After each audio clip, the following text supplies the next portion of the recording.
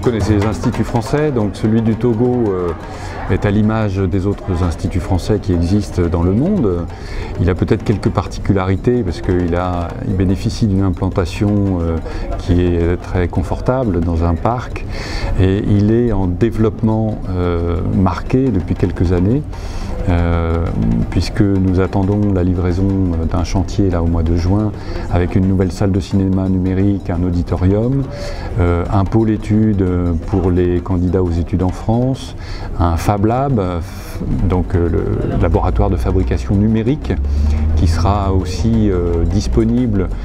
pour différents projets de coopération, d'apprentissage du français en mode projet, pour les artistes qui sont en résidence et qui ont besoin aussi d'expérimenter comment le numérique peut les accompagner, peut les aider dans leur création. Donc voilà tout un tas de nouveaux outils qui vont être présents avec la livraison du chantier.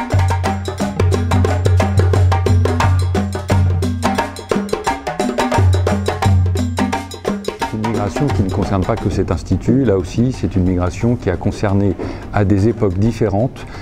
les centres culturels français qui étaient répartis dans le monde. Voilà, il y a eu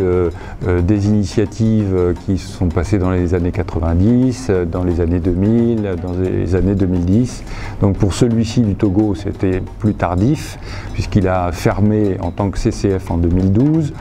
Il a vivoté un peu parce qu'il fallait se réorganiser et se reprojeter dans une activité avec un nouvel espace pour ouvrir en 2015 en tant qu'institut français. Et donc ce qui change, c'est que généralement les instituts français qui s'allient au SCAC, au service de coopération et d'action culturelle, sont des organes de coopération, c'est-à-dire qu'ils ne sont pas là simplement pour diffuser une offre, mais aussi pour s'emparer des projets locaux, essayer de les accompagner,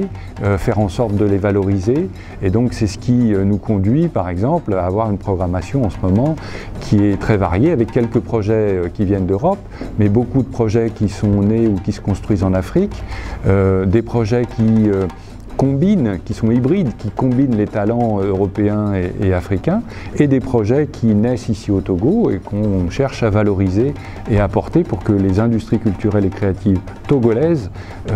atteignent une maturité permettant de faire rayonner le pays.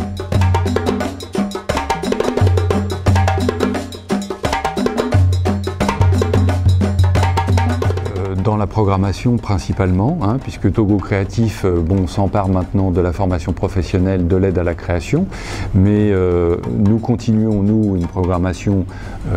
qu'elle soit en art plastique avec des expositions régulièrement, qu'elle soit en photographie, qu'elle soit en sculpture.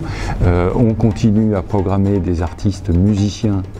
togolais, donc ils ont soit l'accès à une scène tremplin pour les très jeunes artistes qui peuvent faire leurs preuves sur une première scène professionnelle, ou alors pour les plus aguerris sur la scène Jimmy Hope, donc qui accueille des événements. C'est pareil pour le théâtre, voilà, avec la détection de jeunes compagnies, de jeunes metteurs en scène, qui peuvent donc travailler et présenter au public. Si vous voulez, pour l'instant, la scène de l'Institut français du Togo, c'est une scène professionnelle que beaucoup d'artistes togolais ambitionnent d'occuper parce que c'est aussi un label de qualité. Voilà. Et donc en fait être programmé à l'Institut français, bon déjà on paye les gens correctement, c'est pas mal, et puis les gens peuvent vivre un peu avec ces cachets-là de leur art, et puis ensuite c'est aussi vis-à-vis de la profession une reconnaissance, puisque ça veut dire qu'ils ont été choisis parmi d'autres pour être présentés au public. Donc il y a cet échange-là qui se poursuit avec les artistes togolais et qui, j'espère, va aussi s'amplifier puisque on va avoir aussi à programmer tout ce qui est en gestation dans Togo Créatif et qu'on va accompagner ensuite dans les premières diffusions.